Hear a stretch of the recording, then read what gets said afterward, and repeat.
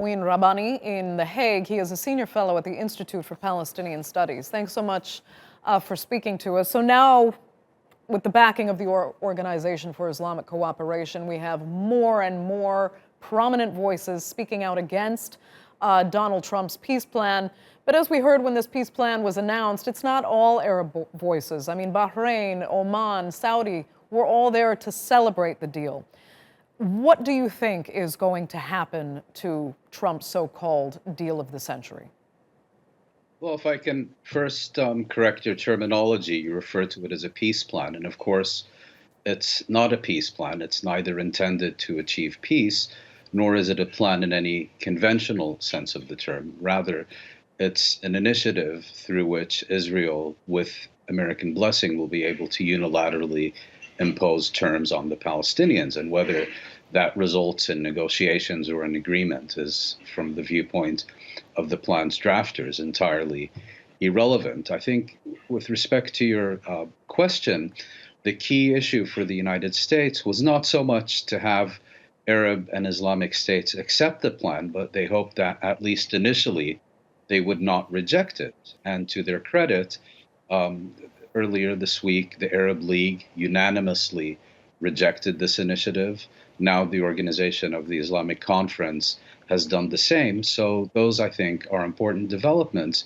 But at the same time, words are not going to stop the implementation of this initiative. As important as the clear rejection is, it's not going to be enough. And the path remains open for Israel and the United States to seek to implement this, particularly the provisions on unilateral annexation of occupied territory in Jerusalem and the West Bank. So you feel they most certainly will force this through.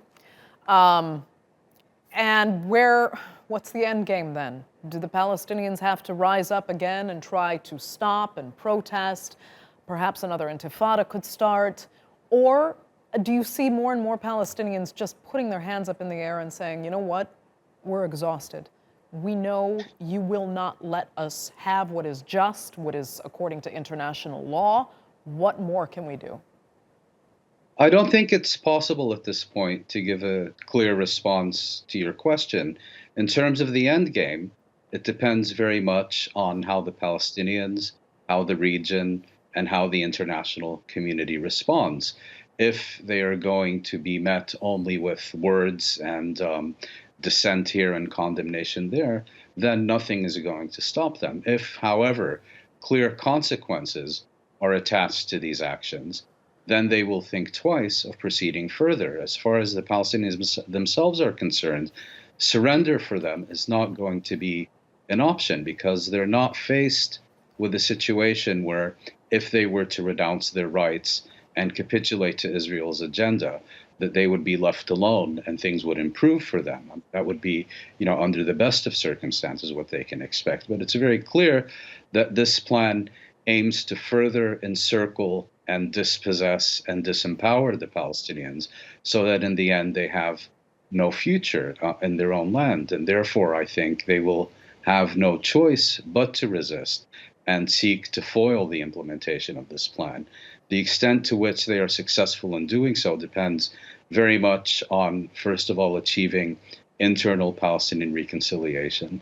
Secondly, developing a meaningful and effective strategy that can be led by a credible leadership, and effectively an entirely different leadership than that which they have now. And third of all, the extent to which they're able to mobilize not only their own people, but also the peoples and governments of their natural allies in the Arab and Islamic world, in the so-called third world, and in the international community more broadly. It's a very tall order, but it can be done. Okay, Mouin Rabbani, we will leave it there. Thank you so much for sharing your analysis. We appreciate it.